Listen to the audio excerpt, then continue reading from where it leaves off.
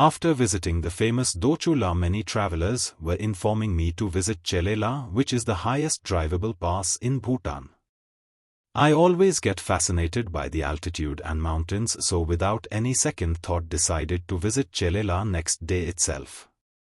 On the 5th day of my Bhutan solo travel, I started from Thimphu towards Paro in the early mornings of December weather. Within 1.5 HRS, I reached Paro, and after a short roaming in the small Paro town proceeded to Chele La. The valleys of Bhutan are linked by a series of passes, La, in the Jongkha language. Between the Ha Valley and Paro Valley is the Chele La. The Chele La is the highest pass crossed by a Bhutanese highway, and it is approximately around 14,000 feet above mean sea level. Roughly around 37 kilometers from Paro, this beautiful destination provides amazing views of the Himalaya and most significantly the magnificent Jomolhari, Bhutan's most sacred mountain at over 22,000 feet. Jomolhari mountain is popularly known as the Bride of Kongchenjunga. The mountain is the source of the Paro Chu, Paro River, which flows from the south side, and the Amo Chu, which flows from the north side. Without any doubt, drive to Chele La makes an interesting road excursion and is an excellent jumping-off point for day walks. The other interesting views we get to see from here is the beautiful Ha Valley and stretches of Tibet. Basically, Chele La is quite a mesmerizing location, as we could spot Paro Valley on one side and Ha Valley on the other side. On the way, my driver told that there was a snowing in the pass, hence driving will be bit risky. During winter the roads get dangerous and very slippery due to snowfall. Luckily, only at few places we could spot snow and frozen water at road. I even drank the fresh mountain water from a small waterfall, although it was too cold. Walking on the frozen road was bit risky, as I was about to fall down and luckily escaped. Each curve brought one gorgeous vista after another, along with the refreshing feeling of snaking through the pines. Roughly after about 2 hours drives from Paro through cypress tree-filled forest and curvy roads, we reached the destination, where a big signboard is placed mentioning Chele La, highest point on Dantak Road, altitude 3988 mtrs, above MSL. Just few kilometers before this signboard we even could spot the snow-covered metric ton Jomolhari. Along the way, my driver pointed me the distant view of Tiger Nest as well. At the center there's a mobile fast food shop called as Dole Fast Food, which serves various kinds of tea and snacks along with other junk food. Apart from selling food and beverages, this van has a basic toilet too. Dantak is a common word which we could see in Bhutan, and one could easily relate it to highways and road network in Bhutan. Until 1960, Bhutan had no motorable roads. It was connected only by footpaths and mule tracks. Project Dantak was raised in May 1961 for the construction of roads and transport system in Bhutan. Over the years, Project Dantak has constructed 1,500 kilometers of roads, airfield at Paro and Yangphula, number of helipads, telecommunication network in Bhutan, Indo-Bhutan microwave link, Bhutan broadcasting station, the prestigious India House complex, Chukha Hydel housing complex, Hydel substations, river training works, schools and colleges. Without any second thought, India is the backbone of this project, and in fact King of Bhutan always recognizes the role played by Dantak in Bhutan. Hence, to be at Chele La makes one traveler's visit to this country memorable, as it is the highest motorable point in Bhutan. From the Chele La point we could spot many small yet high hills, which are very scenic and tempting to hike. Along with my driver we started the hike, as he also very much thrilled to see the place, although this is his nth visit. White smiling face, the 360-degree panoramic views are always stunning, and the fresh chilled air will make you like top of the world. Loads of prayer flags greet you as you reach the top, as well as views of snow-covered mountain range.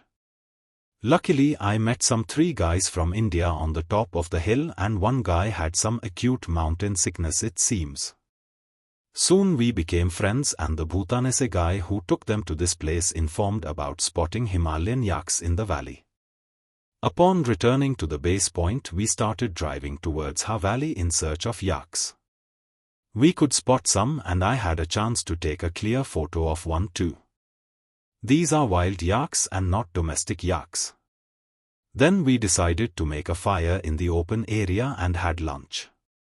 We had delicious ima dachi with rice, which cooked by the Bhutanese guy. Soon from nowhere we got the company of famous black-colored wild dogs too. After our outdoor fun, sun was about to set, so we decided to return to Paro. Visiting Chele La Pass will remain with me forever, as this is the most thrilling spot I had been in Bhutan. Bhutan is all about views, and we shouldn't hesitate to do a short trek or a drive, hence please include this visit when you are in Bhutan. Visiting the pass is a great way to see the mountain ranges in Bhutan or the Bhutan Himalayas as long as the weather is clear. If the weather is not good like rainy or foggy, then please avoid visiting this place as you see nothing at the pass. I was very fortunate as the weather was good and sunny at the top, and December weather gave intensification to it. Those who have acute mountain sickness problems, please take care, as seriously this is on very high altitude. The sights of Himalayan ranges, cypress trees, wildflowers, white prayer flags, the valley views, the yak hunt, the fresh windy air, icy road, unexpected encounters, smiles and laughs. Yes, Chele La is overwhelming. I heard quite a lot on a prominent Himalayan Buddhist sacred site and the temple complex located in the cliffside of the Upper Paro Valley in Bhutan, popularly known as Tiger Nest. Like every tourist visiting this mountainous country, I too had an intense feeling to witness this beautiful sight, which I have seen only in photos and tourism journals of Bhutan. Moreover, I was just wondering how this beautiful structure built on such a huge cliff. On my 5th day of my Bhutan solo trip, after coming back from beautiful Chele La Pass, my mind was full of this architectural wonder. 3 of my travel friends whom I met at Punakha sent me some blogs featuring the trek details to Paro Taktsang and informed me that it will be a great trek and we need to start as early as possible to climb up to reach early and back. Many blogs warned not to trek too late. After reading those blogs, my mind was thinking in a different way, although it may feel stupidity to many. I made my mind and informed them to leave as per their time and told that I will start little late and we can meet at temple. They might have thought I was lazy to sleep in the early morning of chilly Paro climate.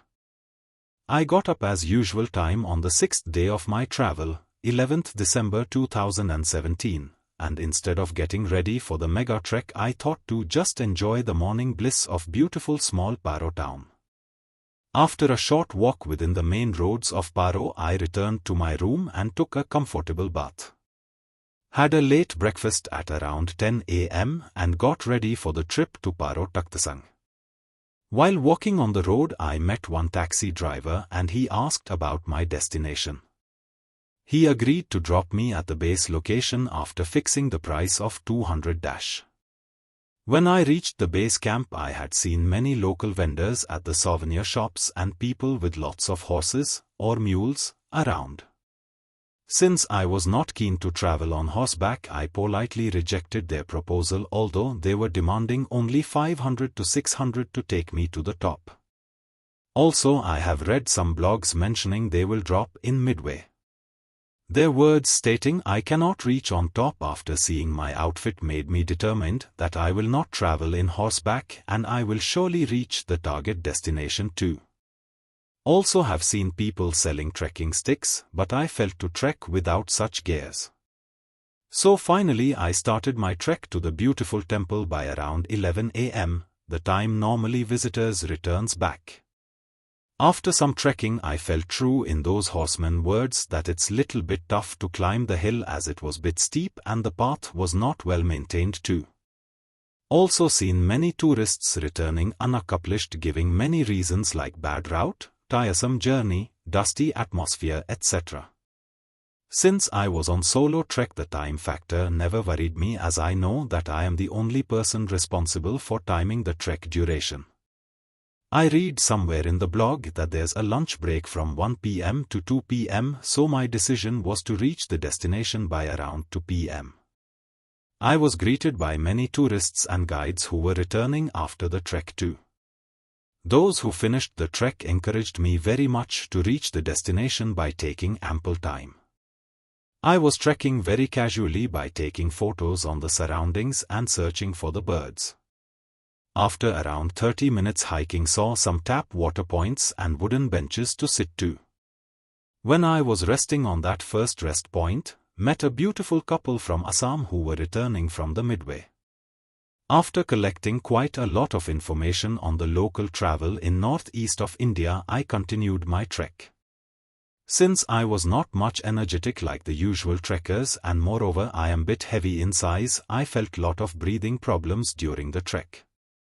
Even I was worried whether I can finish or not, although I have a strong desire to finish. Although I can see many tourists returning from midway, the real inspiration for me was those many elderly tourists who even cannot walk properly coming back after accomplishing the task. One gentleman from USA even encouraged me by saying that I am a strong man because I am traveling with my small backpack, jacket and a DSLR camera on neck. I need to say special mention on the Bhutanese guides who were guiding or assisting these elderly tourists whatever way they can. I was just thinking, like, if they can trek to the top, then I too can. By around 1 p.m. I reached the halfway stage where one restaurant is there. From here onwards we can spot the temple from long distance at some places. I felt like this is a resting place for horses, and there were many beautiful Buddha prayer wheels around. 2 p.m. was my target to reach the temple because of lunch break, hence I was very casual. Even I felt like tortoise doing some race with a rabbit. Yes, I felt like slow and steady wins the race. I was taking opportunity to mingle with whomever I meet en route just for time pass and to exchange some travel information. The roads got steeper and the surroundings too became more scenic. At some turns along the way, you even get spectacular views of Paro and glimpses of tiger's nest, which still seems so far away. Whoever returning was informing that the temple is 1 hour far. I was wondering, as I was expecting more time to reach, as I read somewhere the difficult steps I have to climb to reach the temple. Suddenly I met some cool Bhutanese college students who were taking rest at another rest point. I spent some 10 to 15 minutes with them by discussing various things on Bhutan and this monastery. It's usual custom for Bhutanese to visit this sacred temple once in a year, and that too in official dress of Bhutan. They informed me the routes properly and I was just eager to reach the destination. Soon the roads became bit plain and I was walking with lots of breath. The Buddha prayer flags and long view of the great temple will surely give you energy to continue the trek. I have seen and even read that many people return after reaching the halfway stage after spotting the temple. My request is not to give up, because if you can reach at this point, then surely you can reach the target destination too, where more beauty lies. I continued my trek. The interesting thing I noticed is that I am the last tourist hiking up, because I have not seen anybody climbing up along with me or overtaking me so far. By around 2:30 p.m. I reached near the long steps which leading to the temple. I was happy to see the steps with metal railings which are going downwards. These steps are bit well maintained and people can walk easily. After reaching a down point of those steps, I could spot a small but long and beautiful waterfall coming from top of the cliff. Now I could see the tricky steps which are going on top to the temple. Although these steps made me problems to climb, slowly I climbed all the steps, and finally by around 3:15 I reached the temple complex. The police officer welcomed me with his beautiful smile, as I was the last person to visit on that day, it seems. Moreover, during winter months temple closes by 4 p.m. so nobody will visit at this odd time. When he asked me about the entry ticket to the temple only, I understood that I have forgot to take the ticket as I could barely spot the ticket counter at the base camp. Maybe I was traveling solo, nobody informed me about the ticket counter too. But this police officer was too friendly and allowed me to go inside the temple after giving the entry fees money of 500 directly to him. He gave me locker key to keep all my possessions including camera, as photography was prohibited inside the temple premises. When I visited inside, I saw the beautiful Buddha. Also I could see few monks chanting and even some child monks doing some temple tasks. Saw the big cave too where the tigress used to stay, although name was Tiger Cave. From the stories I heard on this temple, I felt to call it as Tigress Nest. Many will be wondering why I am calling it as a tigress nest when popularly it is known as Tiger Nest. The legend behind this temple is believed that Padmasambhava, Guru Rinpoche, flew to this location from Tibet on the back of a tigress from Khenpajo. After spending some quality time at temple, I came out. The police officer was alone outside and all other tourists and visitors left the place already. He offered me tea and snacks as just like me he too forgot to have lunch on that day. After spending nice time with him till around 4 p.m. he informed me to return back to the base. Also I could see the sun going to set at the top of mountains. I thanked him for his wonderful hospitality and felt bit sad also that he will be bit alone there afterwards without anybody's company. The downwards stair were easy, but after the waterfall climbing of steps made me tiresome again. I met some 4 Bhutanese girls who were chit-chatting and enjoying at each other's company on my return. I guessed that they were staying nearby somewhere as they were not at all bothered to return to the base. After climbing the steps, the return trip was bit easy for me as no hiking was involved. But I walked carefully and slowly as I don't want to skid or make any mistakes. It was an awesome feeling to walk back as I am the only person walking through the dense forest. The fresh air and coolness of the nature made me feel good. By around 5 p.m. I reached back at the halfway stage where the restaurant was there. Suddenly I could sense the darkness all over the surroundings as sun was already set. I could hear the laughing and talking of those girls somewhere far on top. Suddenly I met 2 ladies climbing towards the temple. They found me interestingly at this time and I too felt strange by seeing them. They informed me that they were going to stay in the monastery tonight as their uncle is a monk and were carrying stuffs for his daily needs. They warned me to go fast as it will be too much dark and moreover I will not get any taxi to Paro. Hence I started walking bit fast, but suddenly it became too much dark and I couldn't see the path also. Interestingly, the scary black dogs also appeared which made me little bit scary.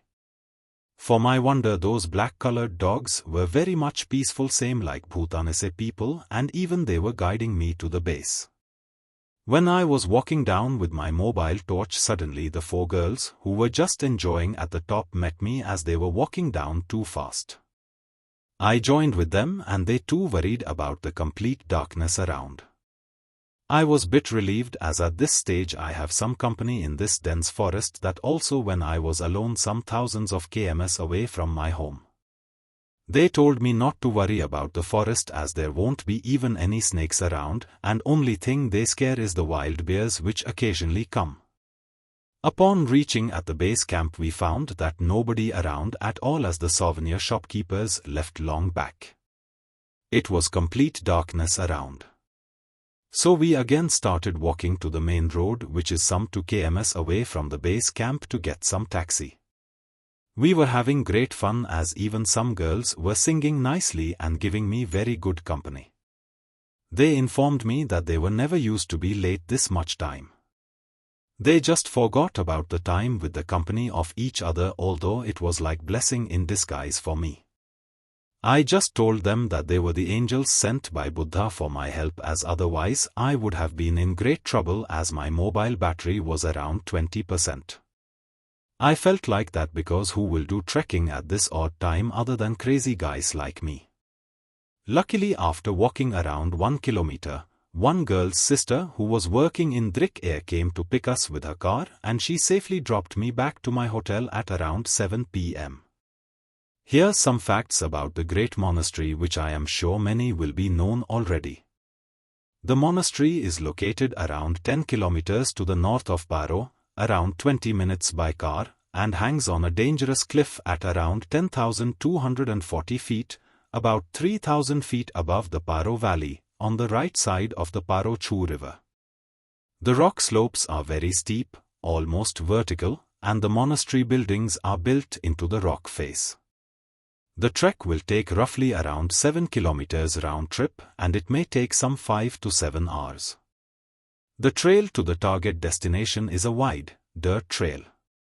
It is uphill the entire way but not overly steep. It's very doable for most people, just be prepared to take your time. Although I had bit strange and tough times during my return trek, I feel fortunate to have these kinds of memories, as otherwise this could have just been another trekking experience in my life. Now whenever I think about Paro Taktasang Monastery, it brings back me some Clint Eastwood movie feelings with forest and black dogs in the dark night. Interestingly, the stories of wild bear walking on that forest too. Also the white angels coming from the sky too help me.